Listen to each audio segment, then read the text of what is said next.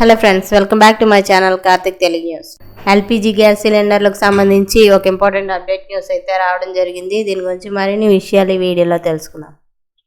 పశ్చిమ ఆసియాలో కొనసాగుతున్న ఉద్రిక్తతల కారణంగా ఎల్పిజి సరఫరాలో అంతరాయాలు ఏర్పడుతున్న వేళ భారతదేశానికి కీలక ఉపశమనం లభించింది. అమెరికా నుంచి ఎల్పిజిని తీసుకువస్తున్న పైక్సిన్ పయనీర్ నౌక ఆదివారం న్యూ మంగళూరు పోర్టుకు చేరుకుంది. ఫిబ్రవరి 14న టెక్సాస్లోని నెదర్లాండ్ పోర్ట్ నుంచి బయలుదేరిన ఈ నౌక సుమారు 16,714 మెట్రిక్ టన్నుల ద్రవీకృత పెట్రోలియం గ్యాస్ను భారతదేశానికి తీసుకొచ్చింది.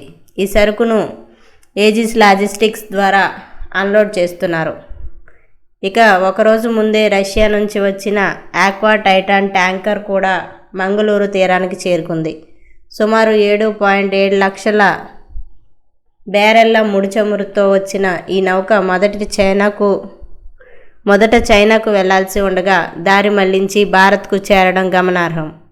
ఈ ముడి చమురును సముద్ర గర్భ పైప్లైన్ ద్వారా మంగళూరు రిఫైనరీ అండ్ పెట్రోకెమికల్స్ లిమిటెడ్కు తరలిస్తున్నారు. ఈ పరిణామాలు భారత్ ఇంధన సరఫరా వ్యూహంలో మార్పును సూచిస్తున్నాయి.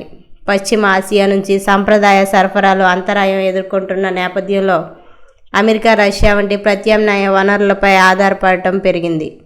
ఇటీవల శివాలిక్, నందాదేవి వంటి నౌకలు కూడా దేశానికి ఇంధనాన్ని తీసుకువచ్చాయి. మంగళూరు పోర్టు ప్రాధాన్యత కూడా వేగంగా పెరుగుతోంది. దేశంలోని అతిపెద్ద భూగర్భ ఎల్పిజి నిల్వ సదుపాయం ఇక్కడే ఉండటం ప్రత్యేకత. ఈ సదుపాయం సముద్ర మట్టానికి సుమారు 225 మీటర్ల దిగువన ఉండి 80,000 మెట్రిక్ టన్నుల నిల్వ సామర్థ్యాన్ని కలిగి ఉంది. మొత్తంగా గ్లోబల్ సంక్షోభ పరిస్థితుల్లో భారత్ తన ఇంధన అవసరాలను తీర్చుకునేందుకు విభిన్న దేశాల నుంచి సరఫరాలను సమీకరించే వ్యూహాన్ని బలోపేతం చేస్తోంది. సో ఫ్రెండ్స్, ఇది అప్డేట్ న్యూస్. మరిన్ని అప్డేట్స్ కోసం ఛానల్ సబ్స్క్రైబ్ చేసుకోండి ఫ్రెండ్స్. అలాగే పక్కన బెల్ ఐకాన్ క్లిక్ చేసి వీలైతే ఛానల్కి లైక్ అయితే చేయండి. Thank you friends. Thanks for watching this video.